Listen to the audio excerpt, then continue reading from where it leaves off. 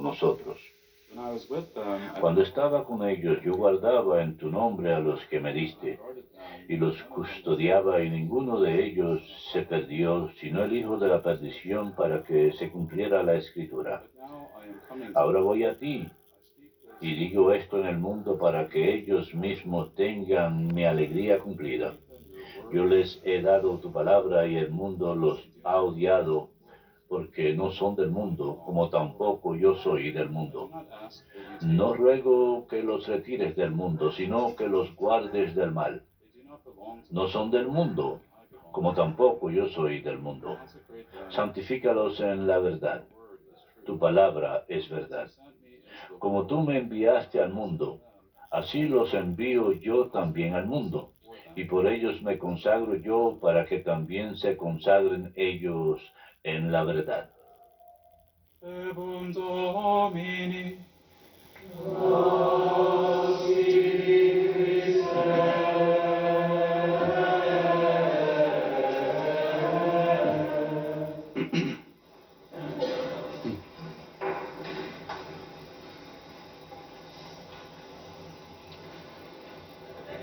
The reading today from the Gospel of John is taken from the high priest. La lectura de hoy del Evangelio según San Juan proviene de la oración sacerdotal de Jesús en la víspera de su sufrimiento y muerte en la cruz. Y lo que constituye la oración más larga en los Evangelios, Jesús fervorosamente ora en nombre de su iglesia, que está en su infancia en ese momento. La fe de sus apóstoles y discípulos hubiera sido bastante débil sin la mano fortalecedora del Padre. Nuestro Señor sabe que su pasión y muerte va a ser eventos que estremecerán al mundo para sus discípulos, y expresa su preocupación por ellas. Jesús pide que sean consagrados en la verdad, o sea, que Jesús proviene del Padre y que el Padre lo envió. Ruega que su iglesia permanezca como una sola, así como Él y el Padre son uno. Él sabe que la iglesia debe pasar por muchas pruebas y que será puesta a prueba por el maligno. El Señor desea proteger a su iglesia de la tentación, de manera que todos sus miembros perseveren en la verdad que Cristo les enseñó. Cuando rezamos el credo los domingos y los días de solemnidad, profesamos nuestra fe en una sola iglesia católica y apostólica. Y creer en una iglesia no significa que creemos que solo existe una iglesia, sino que la iglesia es una unidad. Sí, hay una sola iglesia, pero esa iglesia también disfruta de la gracia de estar unida según la verdad de Jesucristo. Si la iglesia es el cuerpo místico de Cristo, entonces no creemos que el Cristo, que es la cabeza, tiene varios cuerpos. De lo contrario, sugeriría que la iglesia tiene algún tipo de deformidad. Más bien, Jesús rezó que seamos uno solo, así como el Padre y el Hijo son uno solo. Pero el Padre, el Hijo y el Espíritu Santo, no tenemos tres dioses separados unidos en una Trinidad, una comunión de divinidades. Más bien tenemos tres personas divinas unidas en un solo Dios. Y no hay tres dioses separados, sino un solo Dios y en tres personas divinas. Y tres personas divinas en un solo Dios. Y de manera análoga, los miembros de la Iglesia están unidos en el cuerpo de Cristo. No hay varios cuerpos de Cristo, sino un solo cuerpo. Y la Iglesia no es una entidad unida por los méritos de sus miembros solamente, sino por Cristo mismo. El Catecismo enseña en párrafo 813 que la Iglesia es una sola a causa de su fuente. El ejemplo más alto y fuente de este misterio es la unidad en la Trinidad de las personas. Un solo Dios, Padre, Hijo y Espíritu Santo. La Iglesia es una debido a su fundador, pues el mismo Hijo encarnado por su cruz reconcilió a todos los hombres con Dios, restituyendo la unidad de todos en un solo pueblo y en un solo cuerpo. La Iglesia es una debido a su alma.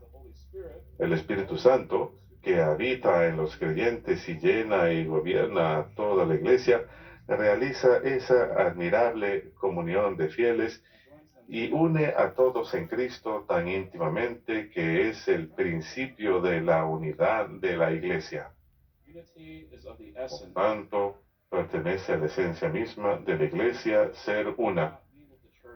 Y la unidad de la Iglesia no significa que la Iglesia espera uniformidad completa en todos sus miembros. Uno de los hermosos frutos del Espíritu Santo es que los cristianos en todo el mundo manifiestan una rica diversidad de pueblos, culturas, naciones y costumbres. Y sin embargo, todos están unidos como un solo pueblo de Dios.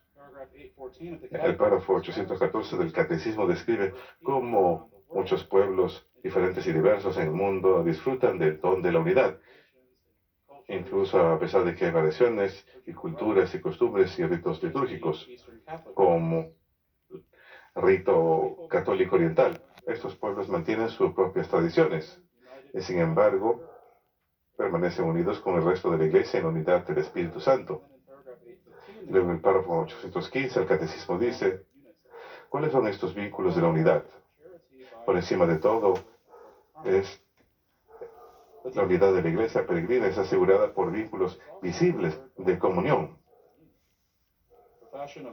La profesión de una misma fe recibida de los apóstoles, la celebración común del culto divino, sobre todo de los sacramentos, la sucesión apostólica por el sacramento del orden, que conserva la concordia fraterna de la familia de Dios. Así que esencialmente somos una familia universal, unida en la caridad y el amor que tenemos por Dios y unos por otros, y en la verdad que Cristo nos dio y preservada a través de la sucesión apostólica. En este punto algunos se pensarán para sus adentros que si la Iglesia es una sola, entonces ¿por qué hay tantas denominaciones cristianas? ¿Por qué hay tantas iglesias que afirman ser la Iglesia verdadera? Y son buenas preguntas. Y es difícil dar una respuesta completa, en especial en una sola homilía. Sin embargo, la Iglesia Católica ha tratado de abordar esta inquietud, especialmente en el Concilio Vaticano II, y desde aquel entonces ha instado a una continua labor de ecumenismo, una manera de sanar las divisiones en la Iglesia. Y la constitución de la Iglesia del Concilio, Lumen Gentium, dice lo siguiente: el alma de Cristo es lo que nuestro Salvador encomendó a Pedro, el cuidado pastoral. Esta Iglesia, constituida y organizada como sociedad en el mundo presente, subsiste la Iglesia Católica, que es gobernada por el sucesor de Pedro y por los obispos en comunión con él. ¿Esto acaso significa que otros cristianos no católicos no sean miembros de la Iglesia? No necesariamente. Mientras que tales cristianos pueden estar separados de la comunión plena con la Iglesia Católica, no quiere decir que estén completamente enajenados de ella. El párrafo 818 del Catecismo dice, uno no puede ser acusado del pecado de la separación aquellos que son miembros de esas comunidades resultado de la separación. La Iglesia Católica los acepta con respeto y afecto como hermanos. Todos los que han sido justificados por la fe en el bautismo se han incorporado a Cristo, por tanto, con todo derecho se honran con el nombre de cristianos y son reconocidos con razón por los hijos de la Iglesia Católica como hermanos en el Señor. Así que, en otras palabras, a pesar que los cristianos no católicos puede que no estén en comunión plena con la Iglesia Católica, igual disfrutan cierta unidad con la Iglesia Católica, siempre y cuando hayan sido bautizados de manera válida. Como católicos, aceptamos a todos los cristianos bautizados como hermanos en Cristo.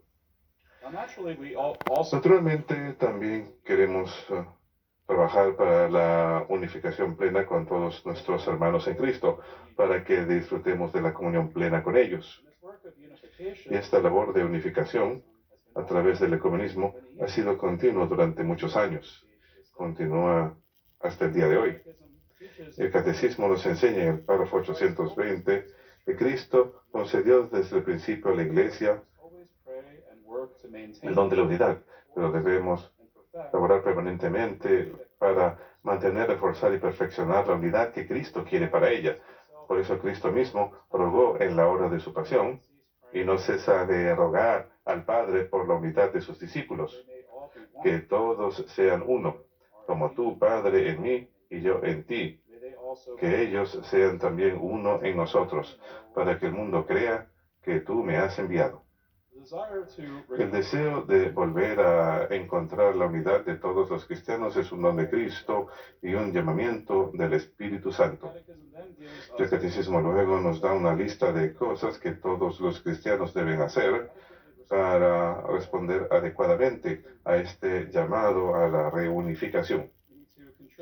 Tenemos que contribuir a una renovación permanente de la Iglesia en una fidelidad mayor a su vocación. Reconocer nuestra necesidad de conversión del corazón, pues es nuestro pecado de infidelidad que causa divisiones. La oración en común, tanto en público como en privado, por la unidad de los cristianos. Reconocer el fraterno conocimiento, la formación ecuménica de los fieles, especialmente de los sacerdotes, pero también los laicos. El diálogo entre los teólogos y los encuentros entre los cristianos de diferentes iglesias y comunidades, y la colaboración entre cristianos en los diferentes campos de servicio a los hombres, pues llevar a cabo obras de caridad con el prójimo puede ser una fuerza unificadora muy fuerte.